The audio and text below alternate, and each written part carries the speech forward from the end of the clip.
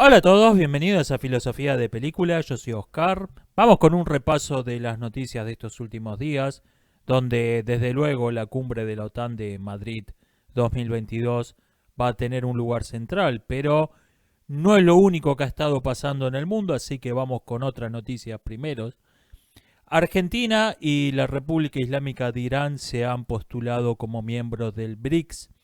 El BRICS, Brasil, Rusia, India, China, Sudáfrica, es un conjunto de países que, por su grado de desarrollo industrial, sus niveles de corrupción gubernamental, sus niveles de pobreza, etcétera, habría que considerar los países del tercer mundo, pero por varias características, la principal de las cuales es la extensión territorial, la alta población a veces, y recursos naturales que, debido a su poca industrialización, no han sido tan explotados como en otras partes, son países relevantes, que tienen una relevancia para la economía global mucho mayor de lo que sería esperable desde cualquier otro punto de vista.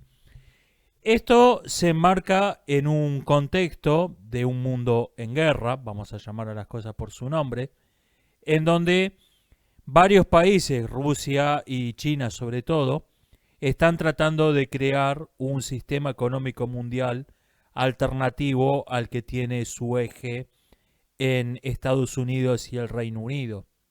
O sea, desbancar al dólar como la moneda global y desbancar a instituciones como el Fondo Monetario Internacional o el Banco Mundial como los organismos de crédito hegemónicos, o por lo menos crear sus equivalentes en la otra parte, en otra parte del mundo. O sea, dividir al mundo en dos, básicamente.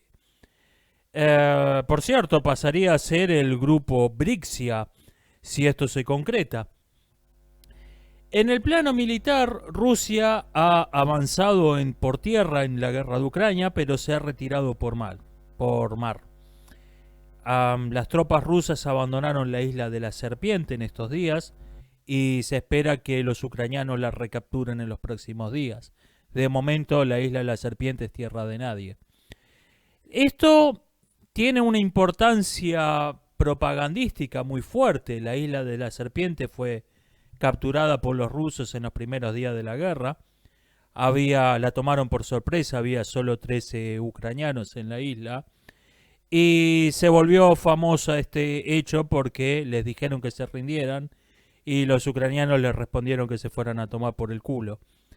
Se creyó por meses que estaban muertos, pero parece que buena parte de ellos o todos ellos eran prisioneros y en estos días los van a intercambiar por prisioneros rusos, o sea, van a ser liberados.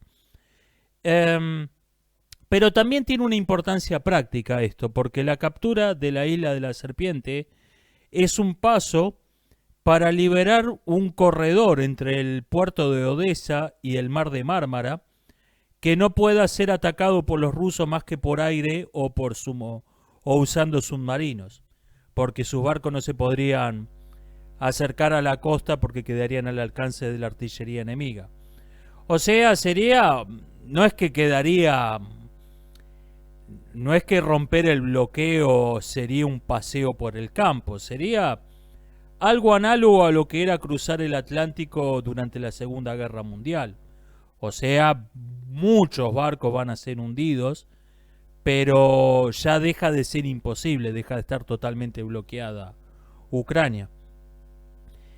En tierra, los rusos han capturado la ciudad de Lysychansk, los ucranianos se han retirado. Esto no se sabe si esta retirada estaba pensada cuando se retiraron de Severodonetsk la semana pasada o fueron obligados por una ofensiva rusa en el flanco mucho mayor de la que esperaban. En esta infografía, que por cierto la tomé del canal Cosas Militares, que recomiendo y que ha sido mi principal fuente de información en estos temas. Vemos estos tres círculos en donde se ven intensos combates de artillería en Lysychansk, se ven fuertes combates en el flanco, que estos son los rusos tratando de envolver a las fuerzas defensivas ucranianas. Y se ven también combates en el paso de Izium, que ya perdí la cuenta cuántas veces cambió de manos desde el inicio de la guerra. Estos fuegos que se ven estos incendios que se ven en Izium son artillería ucraniana, que no está tratando de tomarlo, sino que está tratando de distraer la mayor cantidad de fuerzas rusas posibles para permitir la retirada de Lysychansk. Esta quizás fue una victoria inesperada de los rusos, pero bueno, no cambia realmente nada sustancialmente. Estamos, lo que dije la semana pasada, se empieza a dibujar una frontera viable entre Rusia y Ucrania, y esto abre la puerta a un tratado de paz. Por lo menos a un cese al fuego, oficial o no. Y bueno, vamos con la noticia fuerte, que es la cumbre de Madrid. La OTAN ahí definió su estrategia nominalmente para los próximos 10 años, aunque esto desde luego puede extenderse mucho más de ese plazo nominal. Puede ser que en Madrid se haya definido el mapa de ruta del mundo de los próximos 30 años. Así que es importante. En esa cumbre, desde luego, hubo un montón de humo sobre los derechos de la mujer, la protección del medio ambiente y cosas que suenan bien en un documento oficial, ¿no? Pero si despejamos el humo y vamos a lo que dice sustancialmente, la clave es, hay dos claves en realidad. Vamos con el tema Europa y después con el tema China. El tema Europa, que fue lo principal que se discutió, es que la estrategia defensiva de la OTAN es defender el puente de tierra entre el Báltico y el Mar Negro. Se refieren primariamente a el puente que va del puerto de Odessa, que logró ser defendido con éxito en esta guerra, hasta Polonia. Esa es la línea defensiva dura de la OTAN. Y si vemos en el mapa, Rusia logró capturar, si trazamos otra línea, el propio puente Báltico-Mar Negro de Rusia, si trazamos una línea imaginaria entre San Petersburgo y la ciudad de Mariupol, que en Ucrania, que fue capturada en esta guerra, vemos que los rusos están tratando de asegurar su propio puente entre el Báltico y el Mar de Azov. Esa zona entre la línea amarilla y la línea roja va a estar muy caldeada en los próximos años. Esa es la tierra de nadie del mundo. Rusia, sin tener en cuenta la aventura disparatada que fue el intento de capturar Kiev, Rusia sí logró el objetivo de llevar la frontera efectiva al río Dnieper, con lo cual se asegura el control de Mariupol y convierte al Mar de Azov en un lago ruso, parafraseando a Mussolini. Lo podría, si este hubiese sido su objetivo de entrada, lo podría haber logrado con muchas menos pérdidas materiales y de hombres. Pero el punto es que al menos logró este objetivo Rusia en la guerra, y no hay que olvidarse de esto. Como dijo el rey Pirro, otra victoria como esta y estamos acabados, pero fue una victoria rusa esto, no hay que olvidárselo. Y vemos que la OTAN se ha expandido, anexando prácticamente toda la península escandinava en el plano diplomático, mientras los rusos se anexaban esa franja de tierra en lo militar, y se ha acercado mucho más a las repúblicas de Georgia y Azerbaiyán, que saben que son la próxima Ucrania, que Rusia los está mirando con ganas. Y cuando vemos este mapa nos damos cuenta que lo que está haciendo la OTAN es aplicar una táctica básica a escala geopolítica. Cuando el enemigo avanza en el frente, contraataca en los flancos. Esta estrategia tiene varios problemas que pude reconocer yo con mis escasos conocimientos. Supongo que debe tener alguno más que se me está pasando. El problema de la estrategia de defender el puente Báltico-Mar Negro como primera prioridad tiene cuatro problemas de base. Está el problema de Turquía, que es un país de lealtad sumamente dudosa, que está probablemente tenga una guerra en los próximos años con otro país miembro de la OTAN, Grecia, y es aliado estratégico de Marruecos, en que probablemente vaya a la guerra con España en los próximos años, o sea, probablemente es directamente enemigo de un miembro de la OTAN y aliado de un país no miembro de la OTAN que es enemigo de otro miembro de la OTAN.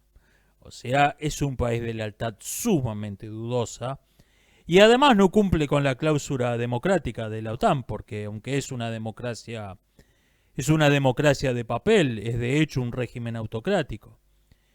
Tenemos quizás un problema todavía mayor, que es la necesaria anexión de los países de la ex Yugoslavia, contando a Serbia. Perdón. Serbia se ha postulado como miembro, ha solicitado ser aceptado en la OTAN, pero va a ser más complejo que lo acepten que no el caso de Suecia o Finlandia. Tuvieron en el pasado algunas diferencias la OTAN y Serbia, y cuando digo algunas diferencias me refiero a guerra. De hecho, la única guerra que declaró oficialmente la OTAN en toda su historia fue contra Serbia. Y no estamos hablando de historia antigua, estamos hablando de la década de los 90. O sea, va a ver si Serbia se ha incorporado a la OTAN, va a haber generales de la OTAN que estén sentados juntos analizando un mapa que se combatieron mutuamente. Y alguien me dirá, son milicos, son así. Son seres humanos.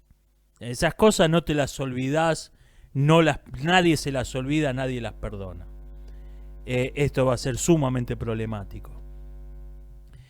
Está el problema de Moldavia. Moldavia es un paisito de 2,5 millones de habitantes. Si no lo habían escuchado mencionar nunca, no se preocupen, lo van a escuchar muy seguido en las noticias en los próximos años.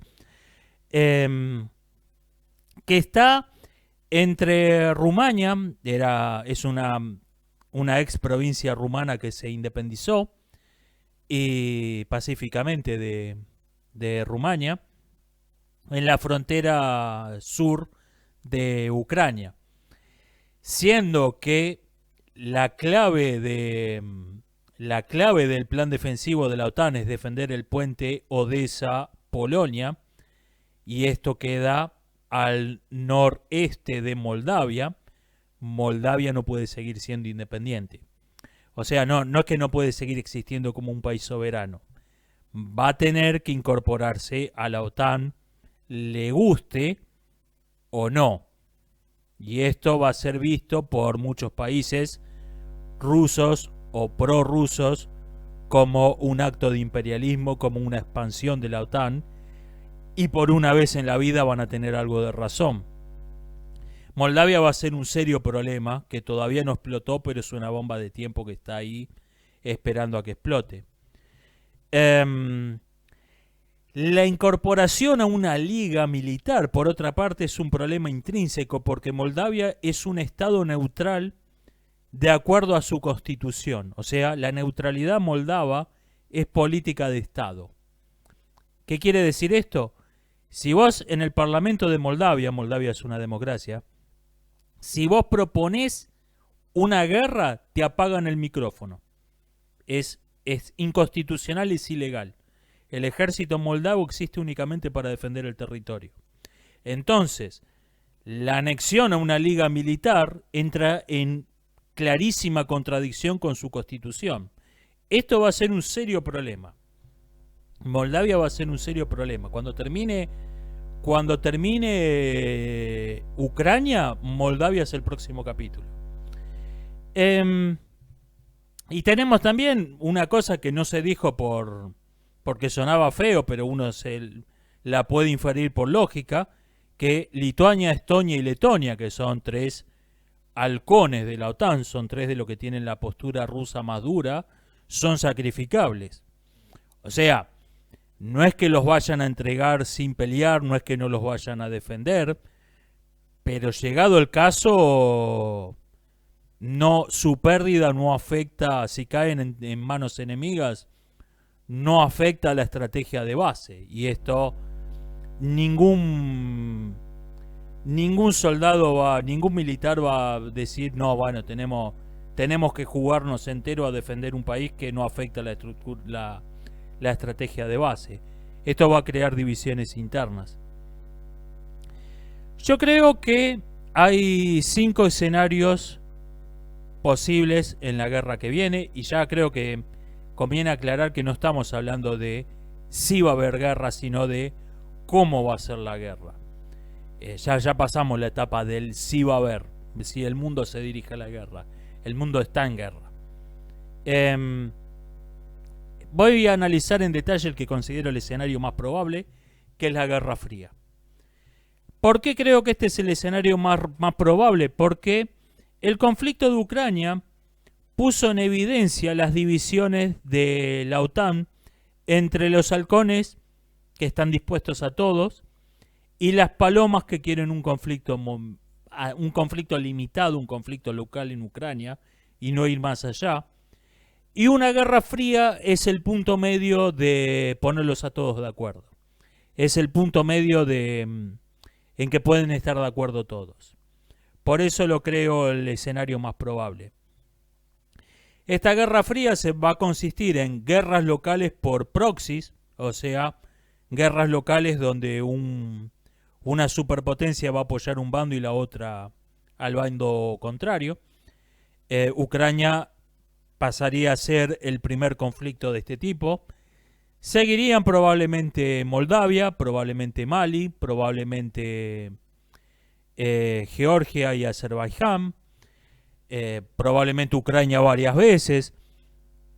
Va a haber una guerra por intermediarios, donde se van a pelear con mercenarios de tipos como la división Wagner, o seguramente la OTAN va a crear sus equivalentes, voluntarios, entre comillas, voluntarios sin comillas, inteligencia, etcétera, apoyo indirecto. Y se va a usar en ambos bandos la estrategia de guerra subversiva, es decir, tratar de destruir el país enemigo por dentro. Y acá conviene aclarar una cosa, un error que se suelen cometer incluso autores que deberían estar bien informados. La guerra subversiva se suele hablar como si fueran sinónimos del poder blando, y son dos cosas distintas. En cierto sentido, son lo opuesto una cosa de otra. La guerra subversiva consiste en tomar el control de instituciones que son influyentes o crearlas en el territorio enemigo, para introducir mediante esas instituciones elementos antisociales, discordantes o destructivos de la sociedad enemiga. Por ejemplo, instituciones que crean elementos de la cultura pop, como el cine, la música, la educación sobre todo, la religión, etc. La religión, me refiero a la religión organizada. Y mientras que el poder blando consiste en usar la cultura pop, la música, el cine, etc., e instituciones no estatales, organizaciones de caridad, organizaciones religiosas, para generar una visión favorable del propio bando dentro de la gente que vive en los países enemigos, y de este modo convertirlos en aliados de closet dentro del territorio enemigo. Hay sin dudas una zona gris, hay elementos que pueden ser considerados guerra subversiva o poder blando según cómo se lo mire, pero son cosas bien distintas. En un documento que no es de la Cumbre de Madrid, sino de la Comisión de Helsinki, que tiene un carácter menos oficial que la declaración oficial de la OTAN, se describe cómo sería la guerra subversiva contra Rusia, usando toda clase de eufemismo, pues desde luego. Se llama decolonización de Rusia, un imperativo moral y estratégico, donde básicamente lo que dicen es que Rusia no es un Estado nacional, sino un imperio colonial. Lo cual, como toda buena mentira, tiene una parte de verdad.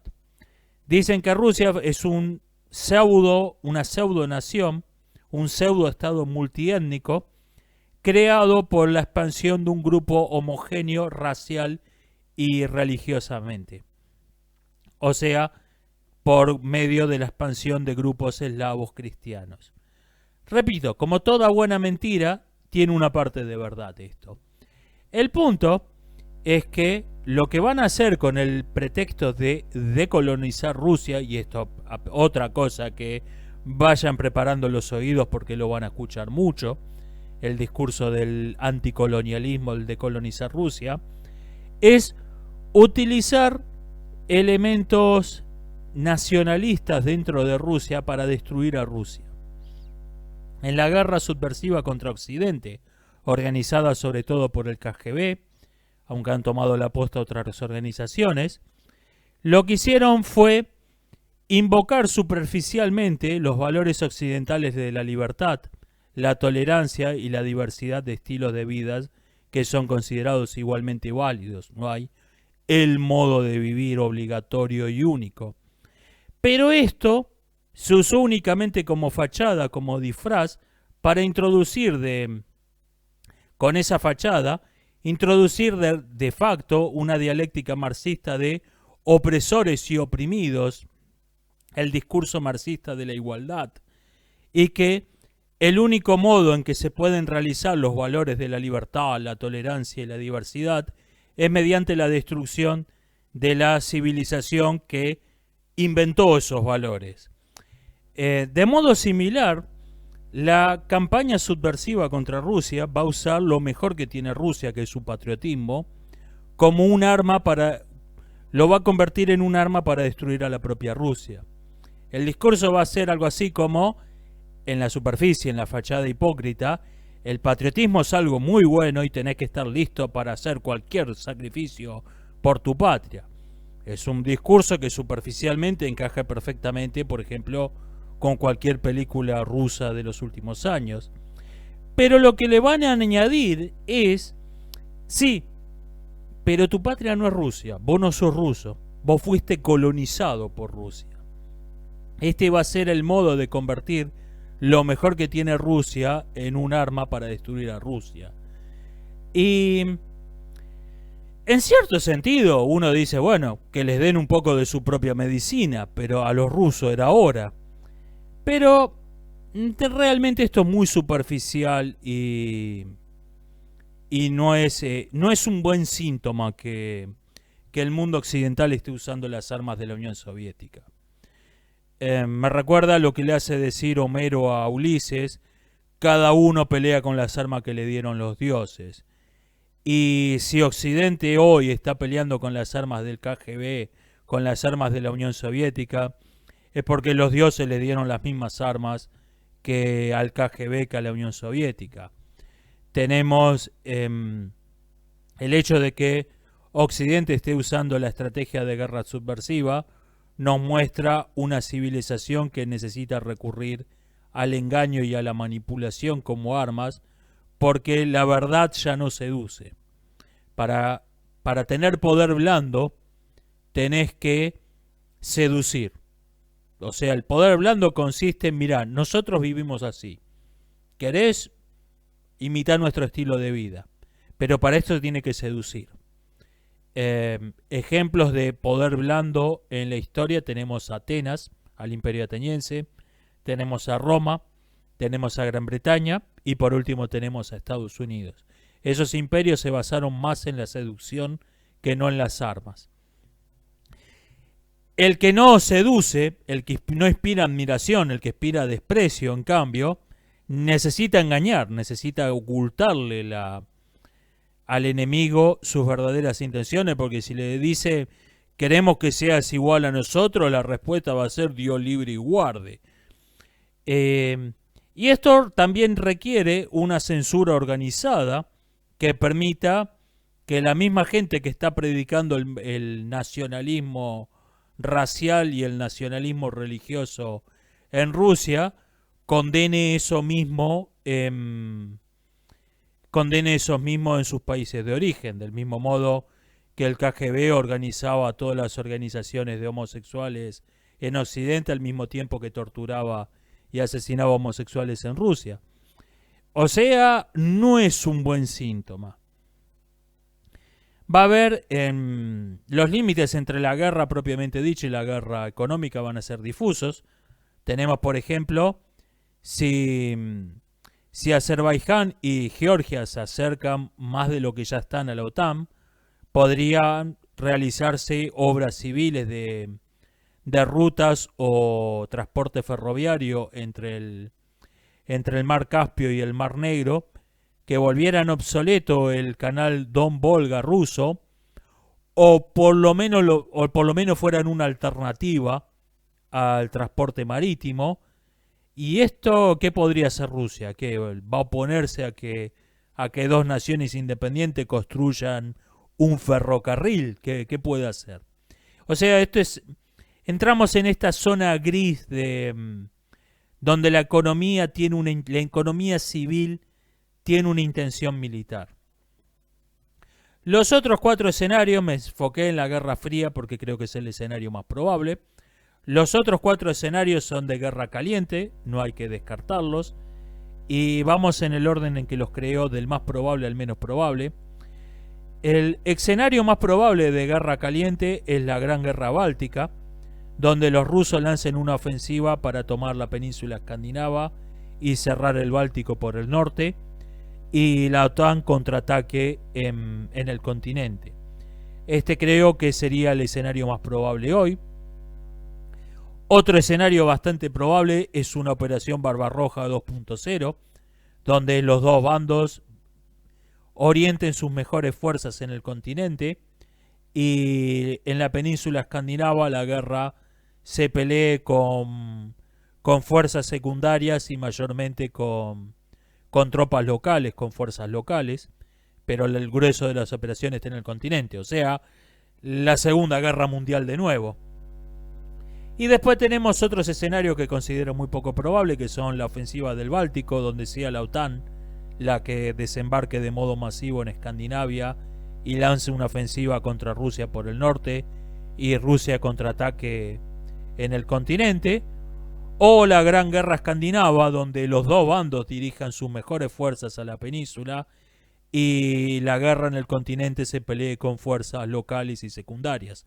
Estos dos planes me parecen muy poco probables, muy extraños, pero tenía que mencionarlos por una cuestión de lógica. Son posibles, no los considero probables. La otra cuestión clave de la cumbre de Madrid fue el tono duro en que se refirieron a la China comunista, como una amenaza para la OTAN. Es una palabra fuerte para usar en un documento oficial. El documento menciona 10 veces a China, casi tantas como las 14 menciones que hay a Rusia. Y además se invitó a países que no son miembros de la OTAN, como Japón, Corea del Sur, Australia, a la cumbre, que no son miembros de la OTAN, pero son miembros de la alianza del Quad, que tiene como objetivo defender a Taiwán de una agresión extranjera. Y claramente Estados Unidos está tratando de llevar a los europeos al conflicto del Pacífico. Les está tratando de convencer, esto es asunto de ustedes, esto afecta a Europa. Una invasión a Taiwán, por ejemplo, afecta a Europa, a ustedes les importa esto. Porque afectaría económicamente y otras cosas. Tiene su parte de verdad de esto también, pero también está tratando de llevar a sus aliados europeos a una guerra que le interesa más que nada a Estados Unidos y sus aliados asiáticos. Todo el mundo trata de llevar agua para su molino, se llama la diplomacia esto. Y es curioso cómo se pasó desde 2020, en donde no podías decir una palabra de un régimen de mierda que había liberado una peste, porque eso significaba que eras racista mala persona, a decir que el romance se estaba terminando o el romance con China se ha terminado en 2021, a salir borracho a pasear el perro y llevarlo a que le cague el jardín a la ex en 2022. Es curioso cómo cambió aceleradamente la actitud de las élites occidentales hacia China. El documento habla de combatir, ¿cómo es que le llaman? Se me ha olvidado el término. Formas indirectas de manipulación, algo así, dice que está recurriendo China, que claramente se refiere a la Belt and Road, a la iniciativa Belt and Road. ¿Qué es la Belt and Road? Es una estrategia de expansión china usando como arma la corrupción de los países enemigos. Es una forma de expandirse aprovechando la corrupción interna sin tener que lanzar una invasión militar con el costo económico, militar y diplomático que eso tiene. Básicamente opera así. Primero, China, me refiero a la China comunista, anuncia un programa de enormes inversiones en algún país bananero. Vamos a construir puertos y carreteras y ferrocarriles y vamos a invertir miles de millones en la economía del país bananero. Esto obviamente capta la atención del país bananero. Los chinos les ordenan a sus prostitutas de los mass medias escribir enorme propaganda diciendo que esto va a mejorar la vida del país bananero, nos los va a convertir en una potencia global, en un país mucho más próspero, bla, bla, bla. Y desde luego capta la atención de los dirigentes.